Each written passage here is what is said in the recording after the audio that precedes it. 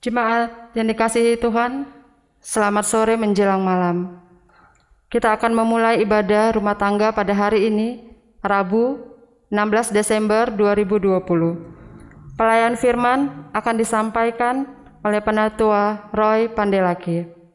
Mari kita siapkan hati dalam saat teduh.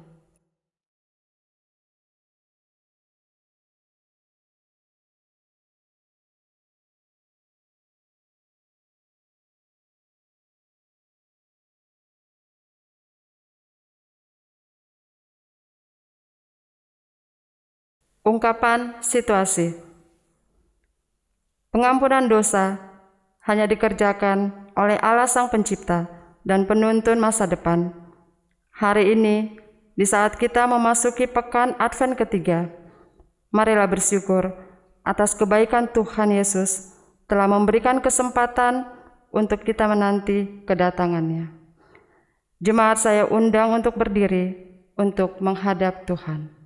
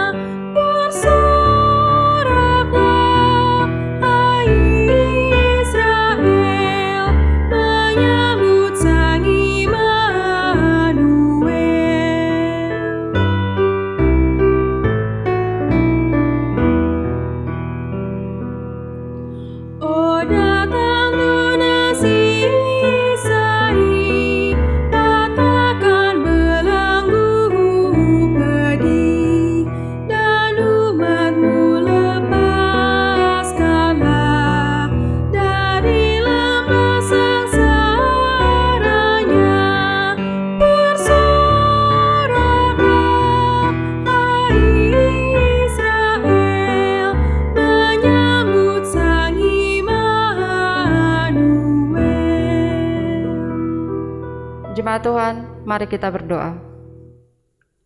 Segala hormat dan syukur kami naikkan ke hadirat-Mu ya Allah kami, atas kebaikan Tuhan di sepanjang kehidupan kami. Pimpin ibadah ini Tuhan, agar menjadi ungkapan syukur yang berkenan bagi-Mu. Berkati juga Penatua Roy Pandelaki, agar dapat menyampaikan kebenaran firman-Mu seturut dengan kehendak-Mu. Di dalam nama Tuhan Yesus Kristus kami berdoa. Amin. Jemaat Tuhan, mari kita bermazmur yang akan kita baca secara responsoria. Terambil dari kitab Mazmur 126 ayat 1 sampai 3. Saya akan membaca tulisan yang tercetak keluar, Bapak dan Ibu akan membaca tulisan yang tercetak ke dalam. Mazmur 126 ayat 1 sampai 3. Nyanyian ziarah. Ketika Tuhan memulihkan keadaan Sion. Pada waktu itu mulut kita penuh dengan tertawa. Pada waktu itu berkatalah orang di antara bangsa-bangsa, Tuhan telah melakukan perkara besar kepada kita. Saya persilakan duduk kembali.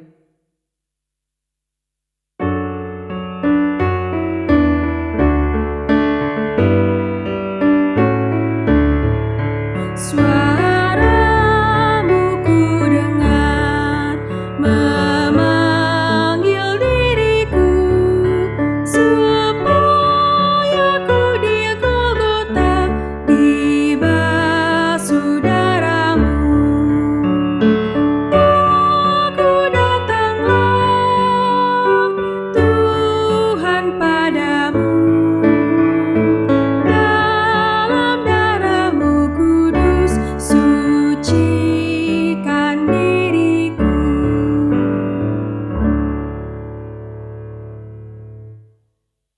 Jemaat, marilah kita berdoa, mohon bimbingan Roh Kudus sebelum menerima pemberitaan firman. Kita berdoa. Ya Bapa, dalam Tuhan Yesus Kristus, kami mohon agar Roh-Mu yang kudus menolong kami di dalam membaca dan mendengar firman-Mu. Sehingga dengan demikian kami dimampukan untuk mengerti kebenaran dan kehendak-Mu, serta melakukannya di dalam kehidupan kami. Terima kasih ya Tuhan, hanya di dalam nama-Mu kami telah berdoa. Amin. Jemaat, marilah berdiri untuk mendengar firman Tuhan yang dibacakan dari Alkitab Perjanjian Baru Matius pasal 17 ayat 24 hingga 27 yang menyatakan, ketika Yesus dan murid-muridnya tiba di Kapernaum, datanglah pemungut bea bait Allah kepada Petrus dan berkata, "Apakah gurumu tidak membayar bea 2 dirham itu?" Jawabnya, "Memang membayar." Dan ketika Petrus masuk rumah, Yesus mendahuluinya dengan pertanyaan, "Apakah pendapatmu, Simon? Dari siapakah raja-raja dunia ini memungut bea dan pajak? Dari rakyatnya atau dari orang asing?" Jawab Petrus, "Dari orang asing." Maka kata Yesus kepadanya, "Jadi bebaslah rakyatnya. Tetapi supaya jangan kita menjadi batu sandungan bagi mereka, pergilah memancing ke danau, dan ikan pertama yang kau pancing, tangkaplah, dan bukalah mulutnya. Maka engkau akan menemukan mata uang 4 dirham di dalamnya. Ambillah itu, dan bayarkanlah kepada mereka, bagiku dan bagimu juga." Demikian pembacaan Alkitab. Berbahagialah semua orang yang mendengar firman Tuhan dan melakukannya. Terpujilah Tuhan Yesus. Maranatha.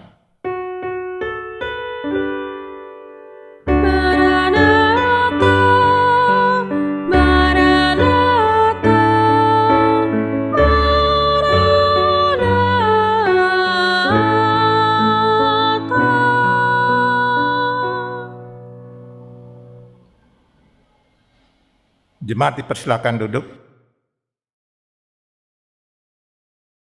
Jemaat yang dikasihi dan mengasihi Tuhan Yesus, Kapernaum adalah suatu kota nelayan yang penting yang terletak di pinggir Danau Galilea, yang pada masa itu menjadi pangkalan pasukan Roma untuk menjaga pelaksanaan pengumpulan pajak, atau dalam istilah yang kita baca adalah bea. Tugas pasukan Roma ini berkaitan dengan renungan pada hari ini. Diawali dari ayat 24, ketika Yesus dan murid-muridnya tiba di Kapernaum, datanglah pemungut bea bait Allah kepada Petrus dan berkata, "Apakah gurumu tidak membayar bea 2 dirham ini?" Melihat pertanyaan ini ada hal yang menarik karena petugas memanggil Yesus sebagai guru, tetapi bertanyanya langsung kepada Petrus, tidak kepada Yesus. Kemudian pertanyaannya cenderung mengarah untuk jawabannya tidak, karena apakah gurumu tidak? Bapak Ibu yang dikasihi Tuhan, pertanyaan ini cukup menarik karena juga dilakukan dengan cara yang sopan. Tetapi dari pertanyaan ini kita bisa memastikan hanya bahwa petugas ini mengenal Yesus karena dia menyebutnya guru.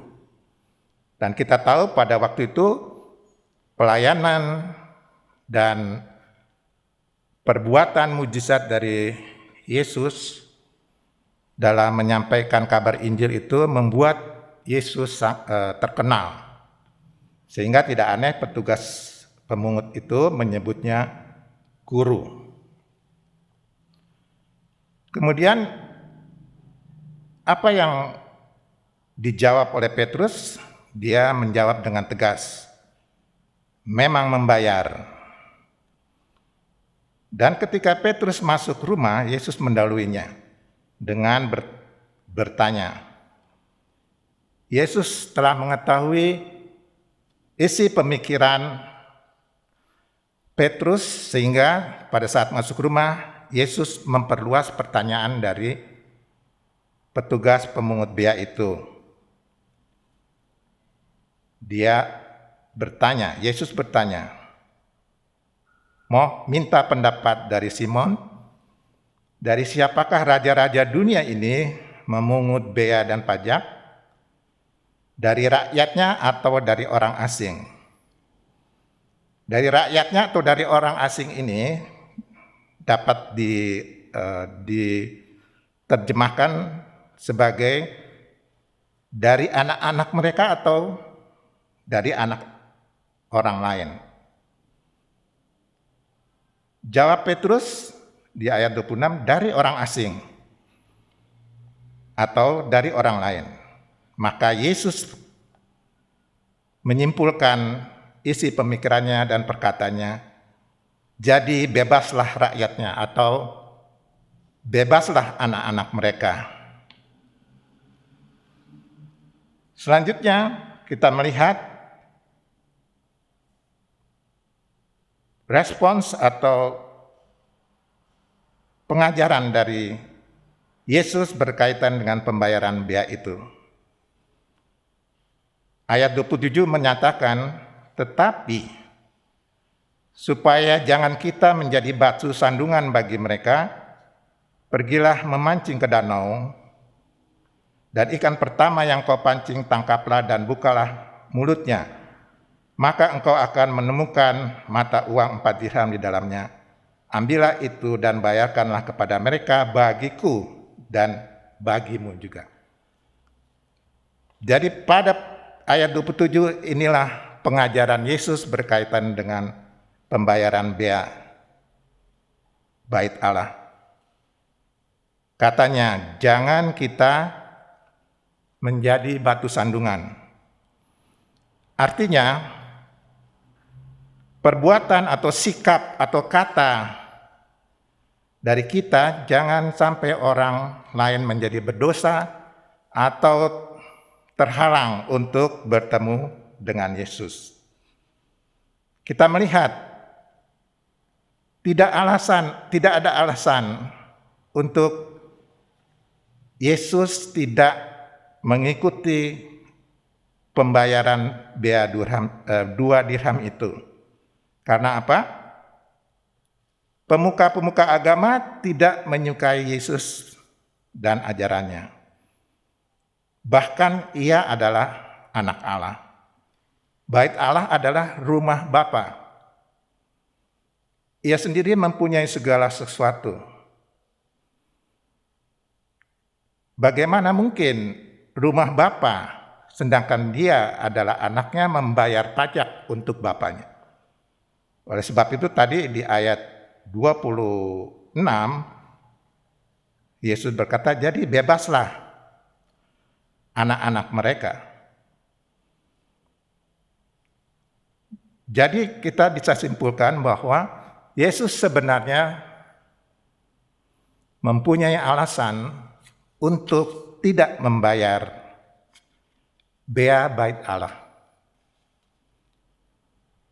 Tapi kita tahu Yesus secara kemanusiaan lahir di dalam lingkungan Yahudi. Sehingga ia taat kepada hukum Taurat yang telah ditetapkan sejak zaman Nabi Musa, bahwa laki-laki yang berusia di atas 20 tahun harus membayar pajak atau bea bait Allah. Anak-anak dan perempuan tidak. Itu sebabnya di dalam ayat 26, jadi bebaslah anak-anak mereka. Dan dia sebagai anak Allah sebenarnya juga tidak atau mempunyai hak untuk tidak membayar. Tapi kita melihat pengajarannya bagaimana seperti tadi. Ia bertindak dengan memberi pengajaran, jangan kita menjadi batu sandungan. Ia memilih membayar bea bait Allah 2 dirham itu. Karena kalau ia tidak membayar, Yesus akan menjadi batu sandungan. Bagi siapa? Bagi pengikutnya, bagi orang-orang Yahudi lainnya. Dengan murid-muridnya, karena pasti mereka akan menyebutnya atau menilainya, bagaimana mungkin dia seorang guru, seorang kebenaran, tapi tidak membayar pajak. Oleh karena itu, walaupun dia mempunyai alasan untuk tidak membayar, Yesus merendah, dia menghormati, dia taat kepada hukum Taurat, sehingga ia membayar 2 dirham itu. Jadi hal yang pertama, ia memberi pengajaran, jangan kita menjadi batu sandungan. Yang kedua, ia tidak hanya berteologi, tapi ia memberi teladan. Dengan tindakan ia memilih untuk membayar. Oleh karena itu, ia menyuruh Petrus untuk memancing ikan, dan ia menyatakan mujizatnya, ia menyatakan kuasanya agar Petrus memancing ikan, kemudian mengambil mata uang dirham yang terdapat di mulut ikan itu, dan kita melihat ia menyuruh atau menginstruksikan kepada Petrus untuk membayar bea untuk dia bersama Petrus. Bapak Ibu yang kekasih dan kita sebagai pengikut Kristus, bagaimana secara aplikasinya secara umum atau refleksi bagi kita? Di dalam lingkungan gereja, dalam hal pelayanan atau beribadah suami istri. Kalau kita hendak beribadah, entah berangkat, bisa saja suami atau istri menjadi batu sandungan. Suami marah-marah ke istri atau istri marah ke suami. Nah, suami yang marah ke istri, suami menjadi batu sandungan karena mau beribadah. Demikian juga istri. Di dalam kehidupan beribadah di dalam gereja, kita pun bisa menjadi batu sandungan. Oleh itu sebabnya bagaimana kita bisa melihat orang-orang yang menyadari telah terlambat berusaha untuk duduk di belakang. Karena kalau sudah terlambat, jalan di tengah, kemudian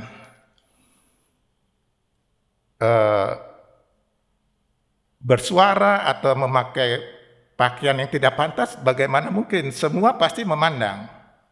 Nah, orang ini atau jemaat ini menjadi batu sandungan bagi jemaat semua. Kemudian contoh lain juga, kita sebagai jemaat mungkin berbeda pendapat atau tidak senang terhadap presbiter. Kemudian itu menjadikan kita alasan untuk tidak bergereja atau tidak memberikan persembahan dan lain-lain. Maka orang itu menjadi batu sandungan. Di dalam kehidupan bermasyarakat, kita juga bisa melihat di sini contoh membayar pajak. Kita banyak membaca atau mendengar berita bahwa uang pajak diselewengkan atau digunakan untuk kepentingan perorangan. Sehingga dengan alasan itu kita sebagai jemaat, uang pajak digunakan untuk hal-hal yang tidak berkenan. Maka dengan alasan itu kita tidak membayar pajak. Kita di sini menjadi batu sandungan. Yesus memberi contoh, tidak ada alasan. Kita harus taat kepada aturan atau peraturan yang sudah berlaku. Demikian juga dengan saat ini yang sedang ramainya protokol kesehatan. Pemerintah telah mengeluarkan agar kita tetap memakai masker di mana-mana. Kemudian kita sebagai presbiter kita merasa, nggak apa-apa, kita di lingkungan gereja aman-aman, kita lepas. Di sini kita menjadi batu sandungan bagi orang banyak orang lain. Orang-orang akan menilai kepada kita, sehingga di sini kita membuat orang akan mencontoh kepada kita. Presbiter aja nggak pakai, kita juga jangan.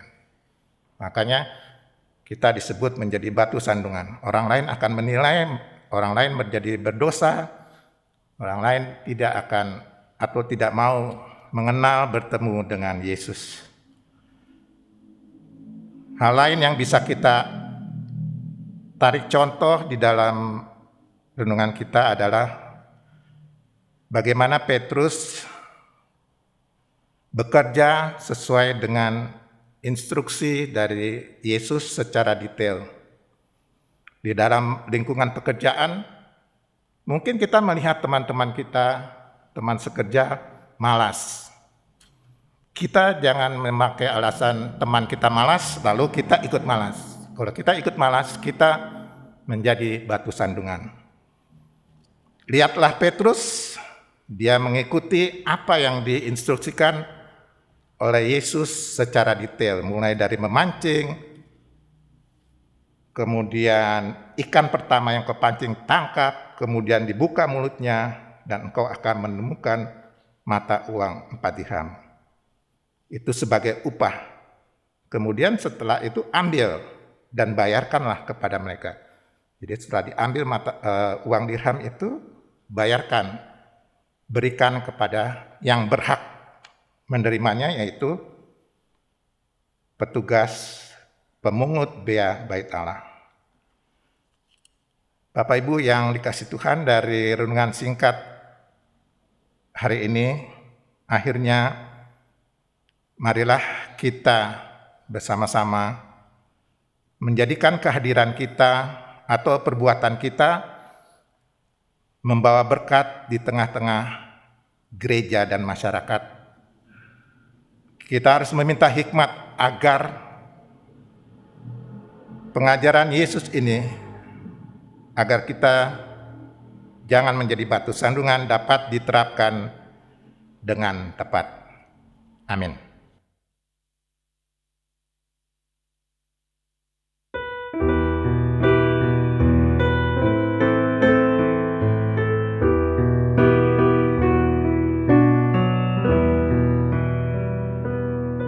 Ucaplah dan lihatlah betapa baiknya Tuhan. Ucaplah dan lihatlah betapa baiknya Tuhan.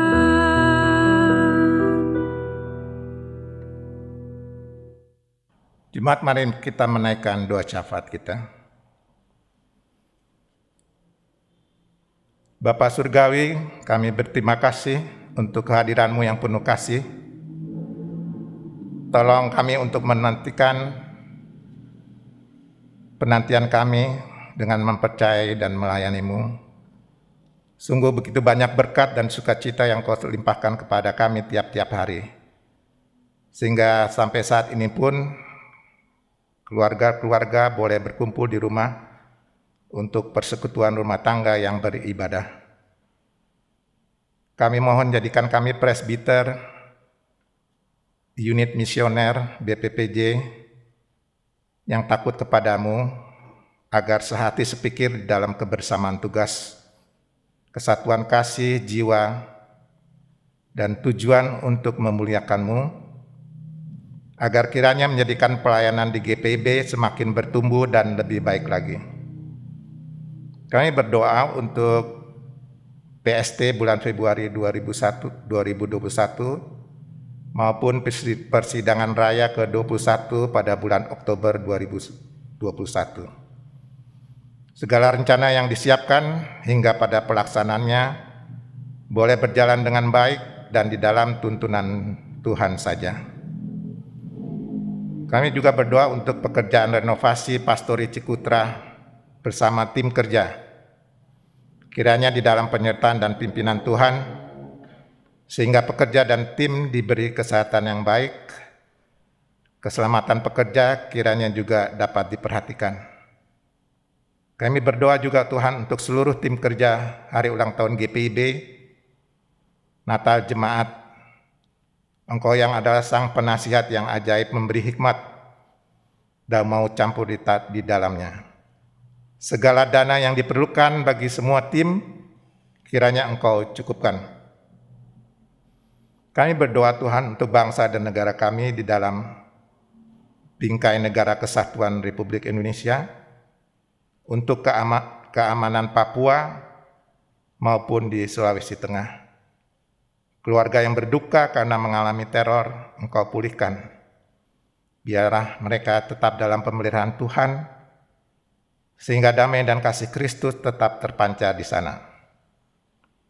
Kami juga bersatu hati memohon kepadamu Tuhan, agar kiranya Engkau berkenan memberi kekuatan dan perlindungan kepada pemerintah, wakil-wakil rakyat di dalam merencanakan dan melaksanakan program pembangunan, terutama di bidang kesehatan yang saat ini berusaha memutus rantai penyebaran dan upaya-upaya pencegahan lainnya dari COVID-19.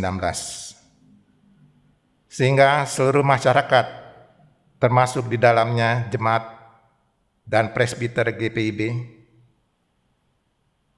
tubuh dan jasmani mereka apabila dalam kelemahan, Tuhan tolong memberi uluran tangan kasih-Mu, memberi perawatan dokter, para medis, obat-obatan, kasih sayang keluarga, dan pada akhirnya kami dengan mereka bisa bersekutu kembali dan lebih bersukacita lagi di dalam beribadah kepadamu.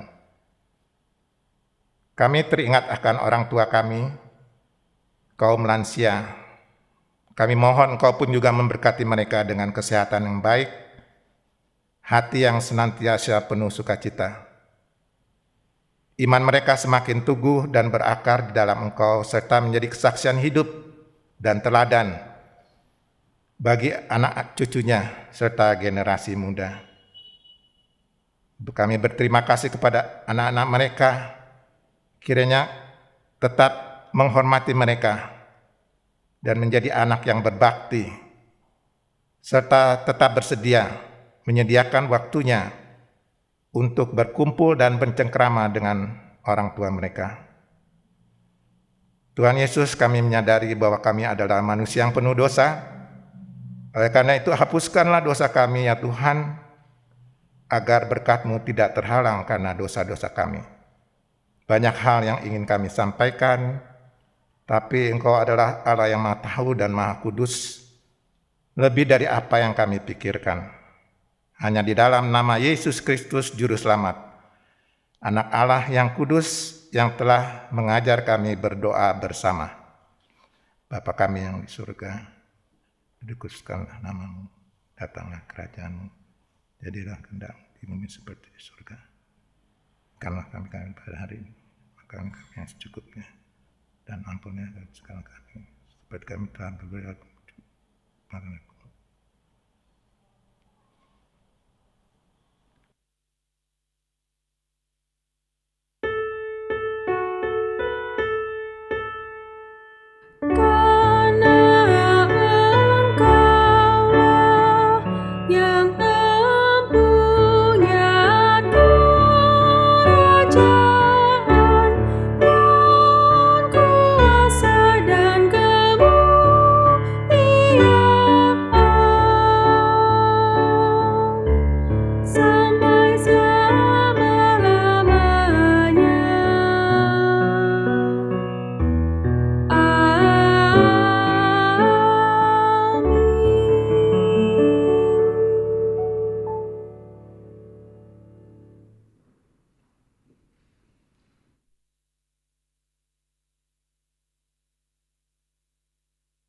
Setiap orang diberikan berkat dan kasih yang melimpah dari Allah.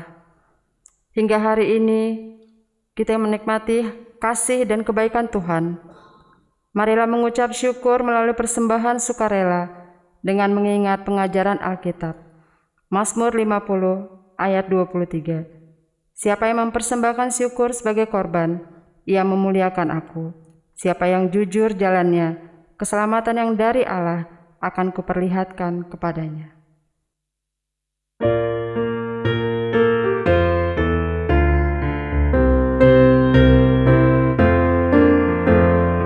Bawa persembahanmu dalam rumah Tuhan dengan rela hatimu, janganlah jemu.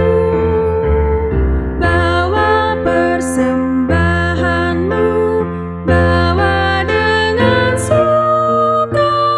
Bawa persembahanmu, tanda sukacitamu. Bawa persembahanmu, ucaplah syukur.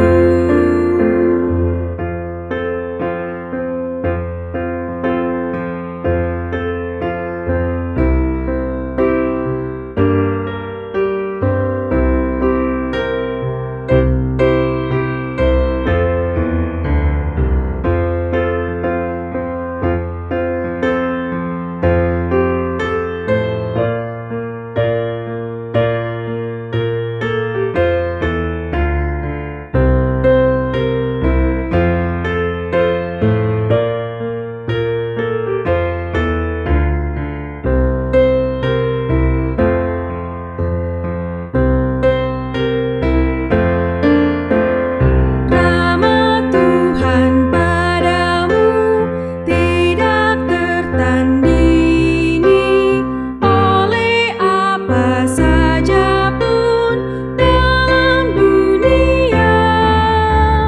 Kasih dan karunia sudah kau terima. Bawa persembahanmu, tanda sukacitamu. Bawa persembahanmu, ucaplah syukur. Jemaat Tuhan, saya undang untuk berdiri. Mari kita berdoa. Allah Bapa, sumber berkat dan rejeki, sambutlah pengucapan syukur kami di hari ini, di dalam segala keterbatasan masing-masing kami.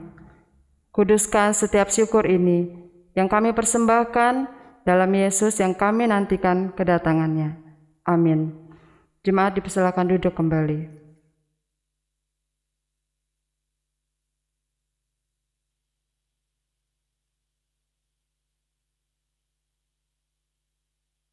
Jemaat dipersilakan berdiri.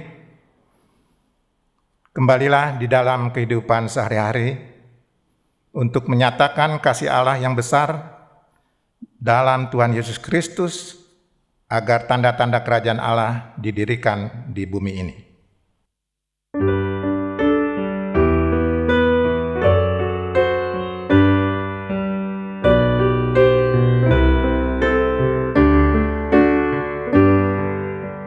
Naikkan doa tanggap, Yesus pasti berkenan. Doa itu perintahnya, Ia tak menolaknya.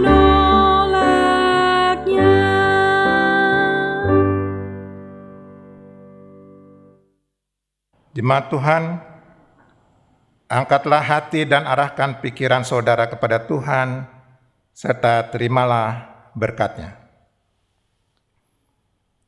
Damai sejahtera dan kasih dengan iman dari Allah, Bapa dan dari Tuhan Yesus Kristus, menyertai sekalian saudara. Kasih karunia menyertai semua orang yang mengasihi Tuhan kita Yesus Kristus dengan kasih yang tidak binasa.